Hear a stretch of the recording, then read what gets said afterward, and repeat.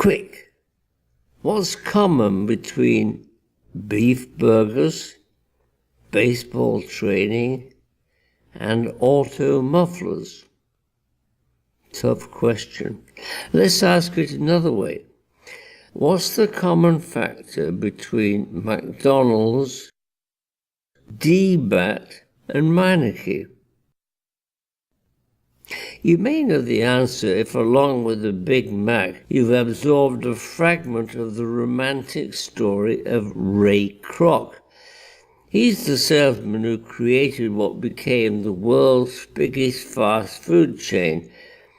He did it by making a deal with a couple of men called the McDonalds, brothers they were, owners of a small restaurant chain, and the deal was he could use their brand name and their methods.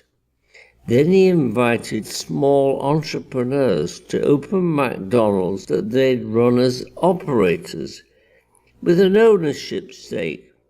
Very different than the business model where mom and pop stores have full ownership but no similar support.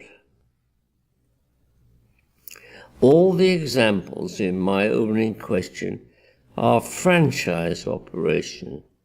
Kroc is sometimes credited with inventing franchising, and so is Isaac Singer, the sewing machine magnate. Not so. The real genesis of franchising was not in stitches or beef. It was in beauty.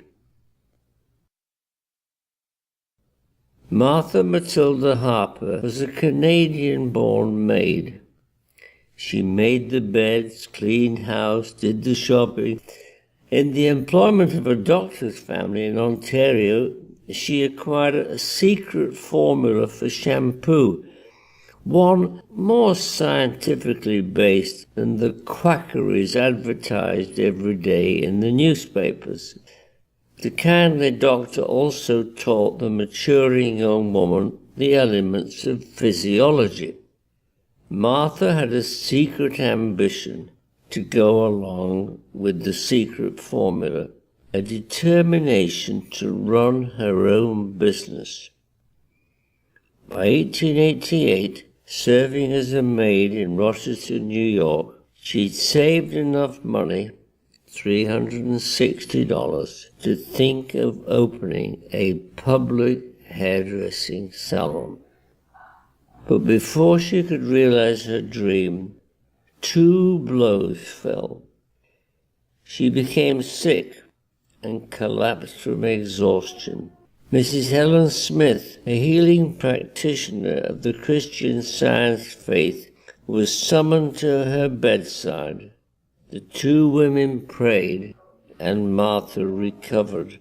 No sooner was she better than she was told, "Oh no, you can't rent the place you vied." You see, her venture was to be the first public hairdressing salon. A woman in business was shocking enough then. Only 17% of the workforce in 1890 was female. But a woman carrying out hairdressing and skin care in a public place, why, it was sure to invite a scandal. Martha spent some of her savings on a lawyer and won her case. She proudly displayed on the door of her new salon a photograph of the barely 5-foot Martha as Rapunzel, with hair down to her feet, but glowing with good health. Her sickness, too, had proved a boon. Her ambition was now propelled by Christian Science values. The Harper method, as she came to call her services, was as much about servicing the soul as it was about cutting hair. In the therapeutic serenity of her salon, she taught that every person could glow with the kind of beauty she had if spiritually whole and physically obedient to what she called the laws of cleanliness, nourishment, exercise, and breathing. She was very practical about it. She even designed the first reclining shampoo chair, though she neglected to patent the invention. Martha's salon was a huge success. Celebrities came from out of town to experience the Harper method. They enjoyed the service so much that they urged her to set up a salon in their cities. And this is where Martha's ethical sense inspired her crowning innovation. Instead of commissioning agents, as other innovators had done, from 1891 she installed working-class women just like herself in salons exactly like hers, dedicated to her philosophy and her products. But these new employees were not provided a salary by Martha. The women in what became a satellite network of 500 salons in America and then Europe and Central America and Asia actually owned the Harper salons.